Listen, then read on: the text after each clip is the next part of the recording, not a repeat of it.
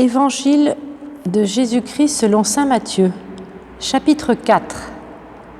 Alors, Jésus fut conduit au désert par l'Esprit pour être tenté par le diable. Après avoir jeûné 40 jours et 40 nuits, il eut faim.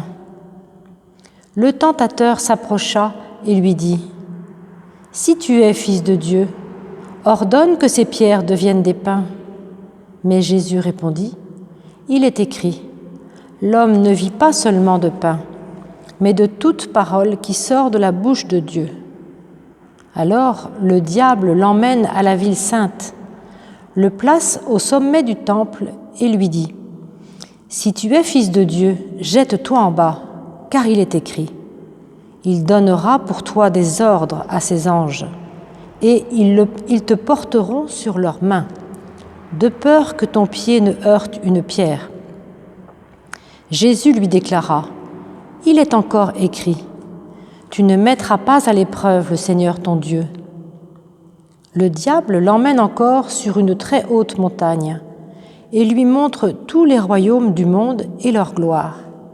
Il lui dit : « Tout cela, je te le donnerai, si, tombant à mes pieds, tu te prosternes devant moi. » Alors Jésus lui dit : « Arrière, Satan, car il est écrit : c'est le Seigneur ton Dieu que tu adoreras, à lui seul tu rendras un culte. » Alors le diable le quitte. Et voici que des anges s'approchèrent et ils le servaient. Quand Jésus apprit l'arrestation de Jean le Baptiste, il se retira en Galilée. Il quitta Nazareth et vint habiter à Capharnaüm, ville située au bord de la mer de Galilée, dans les territoires de Zabulon et de Nephtali. C'était pour que soit accomplie la parole prononcée par le prophète Isaïe : « Pays de Zabulon et pays de Nephtali, route de la mer et pays au-delà du Jourdain, Galilée des nations, le peuple qui habitait dans les ténèbres a vu une grande lumière. Sur ceux qui habitaient dans le pays et l'ombre de la mort, une lumière s'est levée. » À partir de ce moment, Jésus commença à proclamer : « Convertissez-vous, car le royaume des cieux est tout proche. »